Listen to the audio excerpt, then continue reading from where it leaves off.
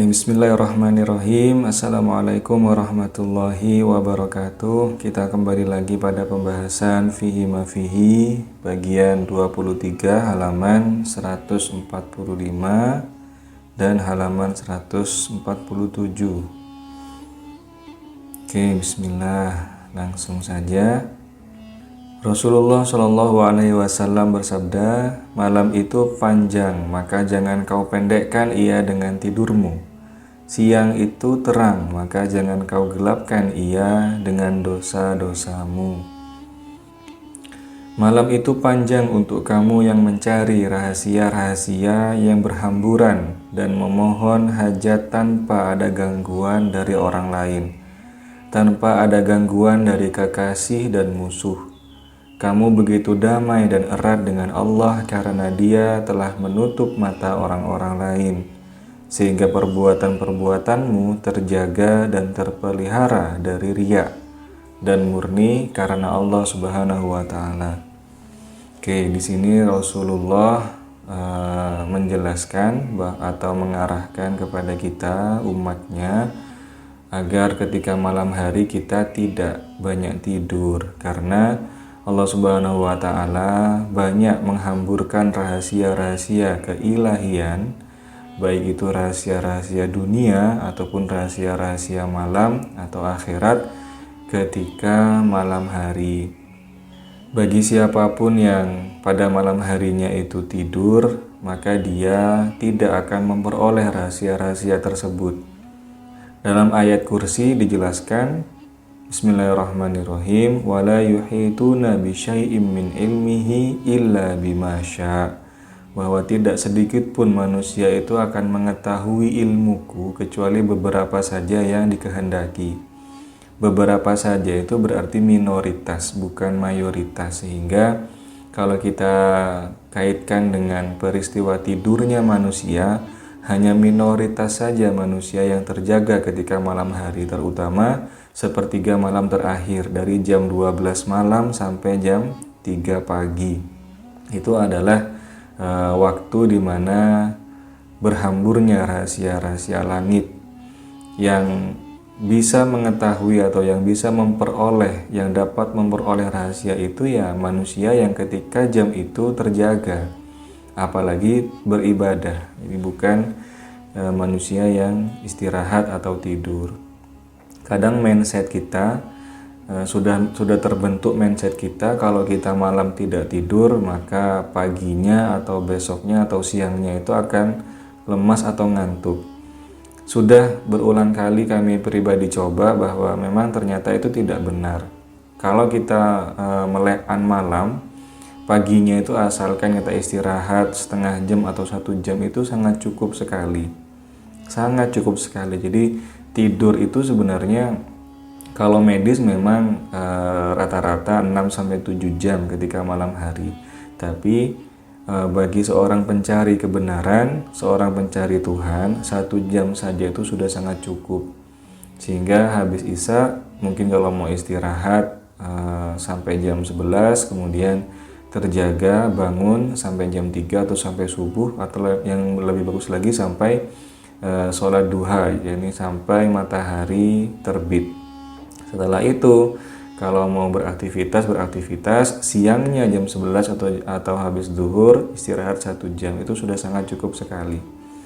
Karena bagi kita para pencari Tuhan itu ternyata Allah Subhanahu wa Ta'ala itu memberikan informasi tentang dirinya itu banyak di malam hari.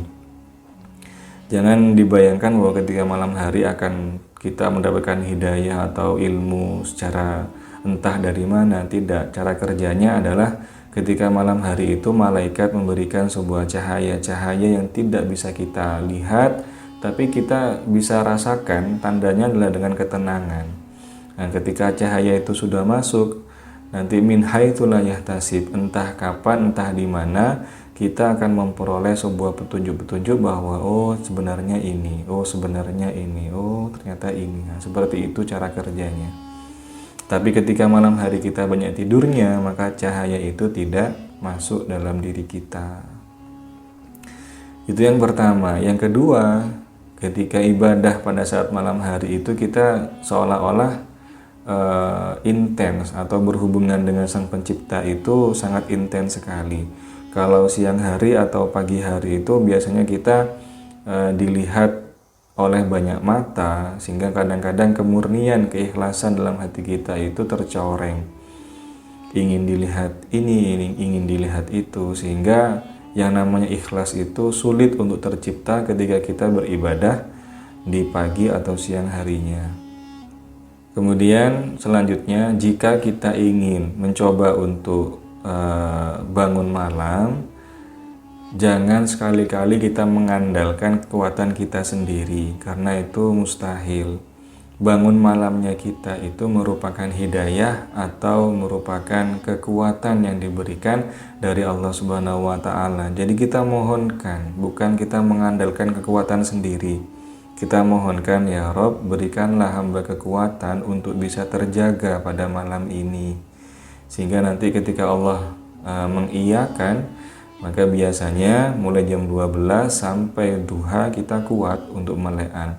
Apa yang dikerjakan apapun saja selama bukan maksiat. Bisa sholat, zikir, hafal Quran, membaca buku atau berkarya yang lain.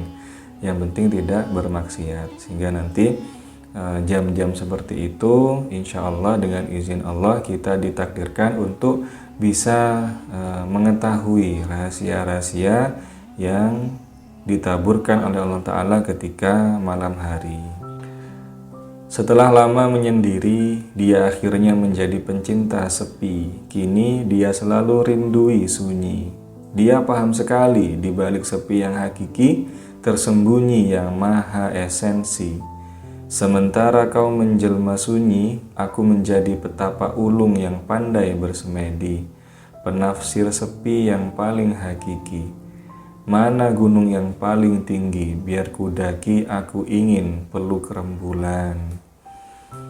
Biasanya kalau kita sudah merasakan indahnya atau hikmatnya kesunyian, itu muncul perasaan, biasanya itu muncul pingin lagi. Jadi kita muncul ingin merasakan hal itu lagi, karena memang diri kita ini sudah terlalu sering dalam kondisi ramai, bertemu dengan orang, bercengkrama dengan orang, sehingga ketika sekali saja merasakan indahnya kesunyian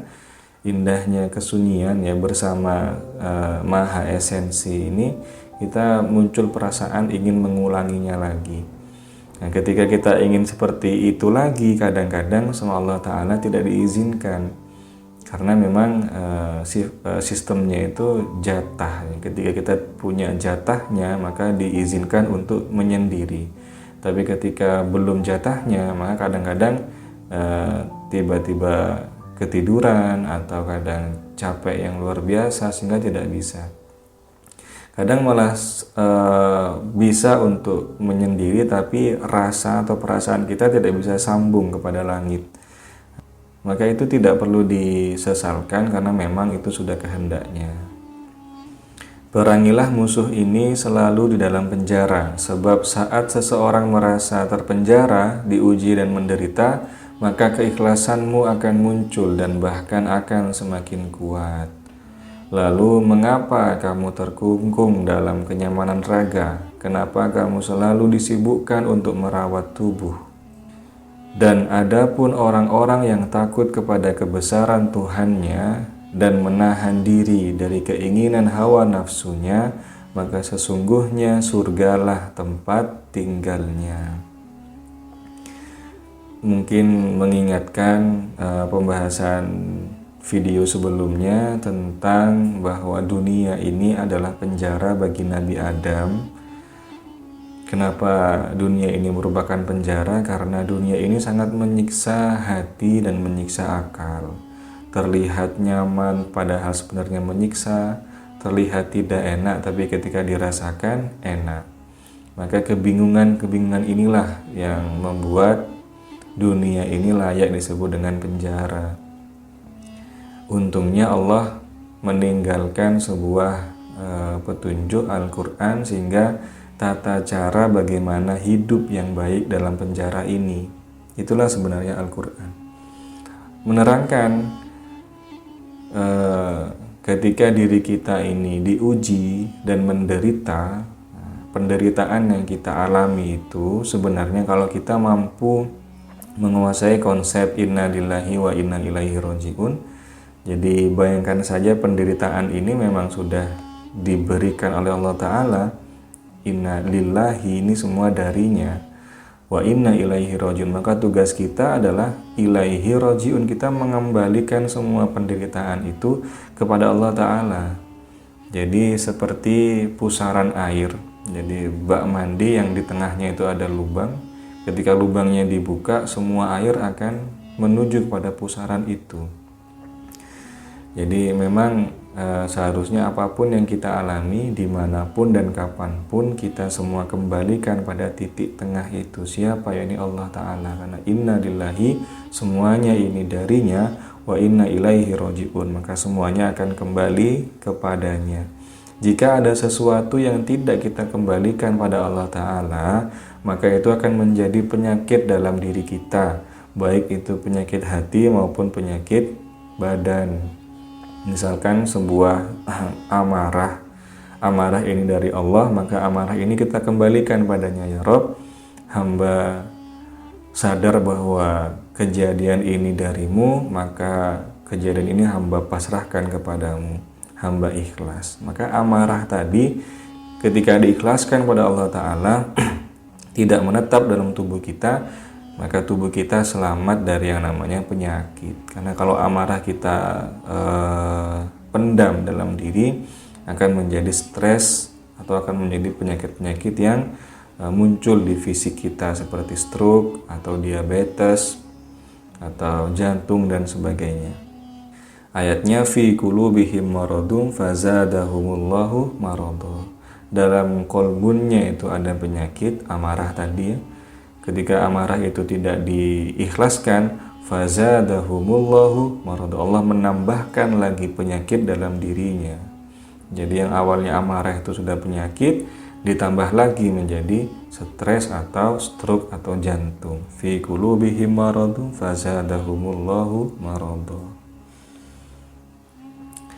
Kalau ingin belajar ikhlas lagi, maka kita harus ingat penderitaan yang kita alami itu sebenarnya untuk menempa diri kita menjadi orang yang lebih berkualitas, menjadi manusia yang lebih berkualitas. Maka mengapa kamu terkungkung dengan kenyamanan raga? Kenapa kamu selalu disibukkan untuk merawat tubuh? Karena kenyamanan jiwa atau kenyamanan hati itu hasilnya atau efeknya lebih kekal dan lebih membahagiakan daripada kita sibuk untuk mengurus kenyamanan raga. Yang paling tepat adalah dengan menggunakan keseimbangan atau kesempurnaan. Kesempurnaan itu bukan 50/50. Keseimbangan artinya kita harus tahu porsi diri kita. Biasanya itu yang paling baik adalah porsinya jasad itu sedikit, porsinya jiwanya itu dibanyakkan, entah 20/80 atau 30/70. Yang jelas raga ini harus ikut sama jiwanya, jangan jiwa ikut sama raganya. Karena yang terikat dengan dunia adalah raga, sedangkan yang tidak terikat dengan dunia adalah jiwa atau ruh kita. Sungguh pun demikian, berserah dirinya engkau adalah tujuan yang sebenarnya, wahai sang muslim. Engkau harus berjuang menyerahkan dirimu.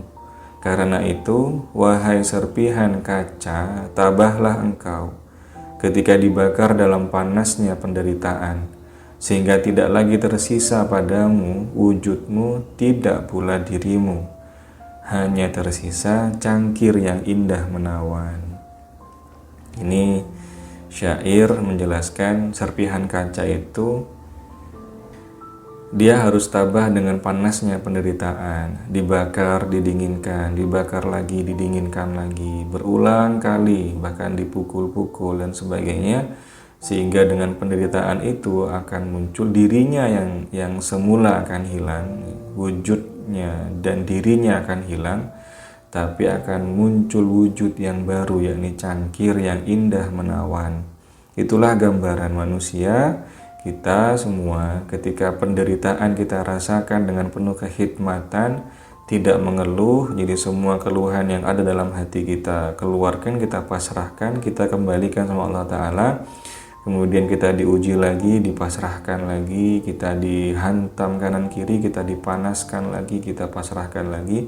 Maka lama-kelamaan kita akan menjadi manusia yang sempurna, yang indah, ya. Bukan hanya baik, tapi juga indah, manusia yang indah. Seperti itulah para wali Allah. Wali Allah itu jalannya tidak mungkin jalan yang lurus saja, pasti penuh dengan cobaan dan penderitaan.